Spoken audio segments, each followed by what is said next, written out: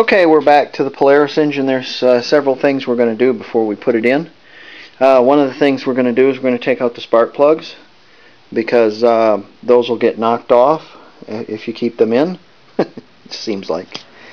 Another thing is we fixed our exhaust manifold here on the mag side cylinder, and I couldn't find any studs, so I just bought some hardened cap screws. I bought them too long, so what I ended up having to do is cut them off with my die grinder, and then kind of grind the threads a little bit with the put a like an angle on the thread to where it goes in, so it actually screw in, so it wasn't just cut off straight. And then we got those tightened up and torqued. We're going to keep our paper in. We took our paper out of our carbs, and because that's the first thing that's going to go in there. Those are going to go in those boots in the air box, and you're not going to be able to get to anything then, so that's going to go out. We're going to charge our carbs up, and the first one I did was this one. Essentially what I did is I disconnected the mag side hose, fuel hose, and here it is, and I put another fuel line on it.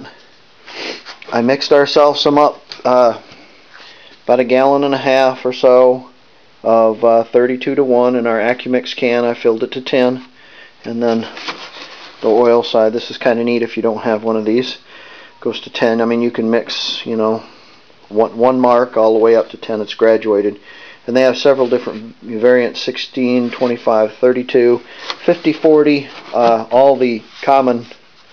It's pretty neat. It's not as neat as a ratio right cup. Ratio right cups are pretty neat. Anyways, we have some 32:1 in here, and just for giggles, I put a few extra drops of oil in this one here, so it's really rich.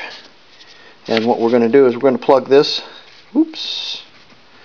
We're going to plug this into our gas line here, and we're going to charge them carbs by simply giving it a squeeze.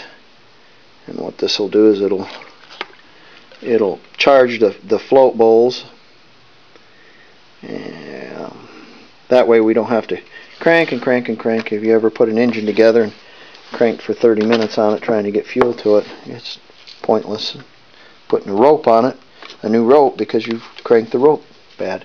And then we can kind of tap on our, I like to tap on our float bowls a little bit, and maybe the floats might have been stuck a little bit, and get them loosened up so they float.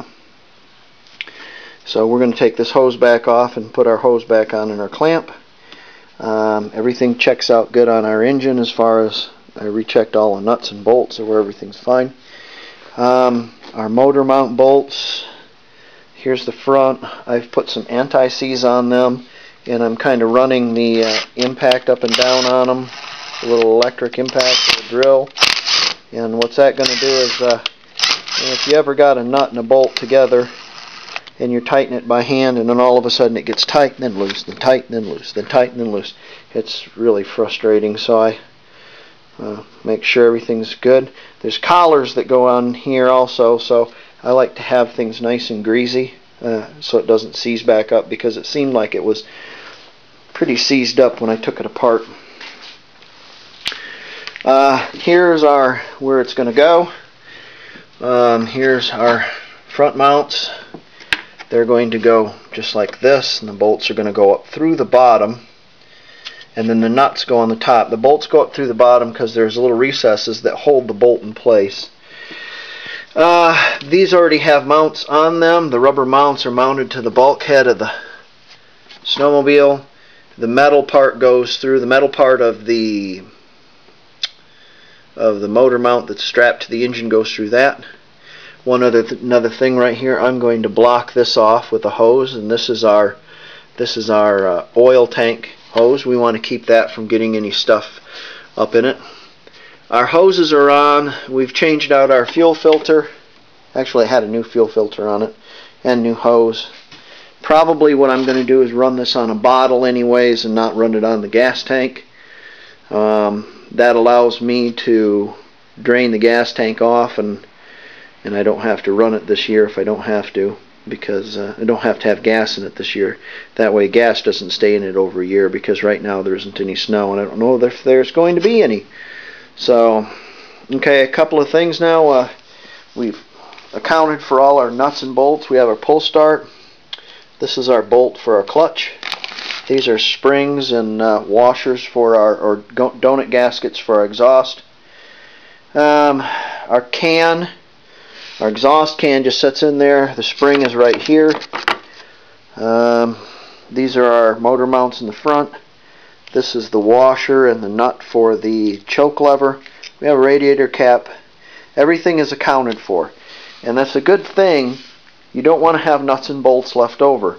I have 3 nuts and bolts left over on this one because it's got a bad flywheel, but we're going to make do with that. So anyways, there's 3 bolts that I couldn't put on the flywheel pull start cage, but I think it'll be alright. And if it fails, well, we'll fix that.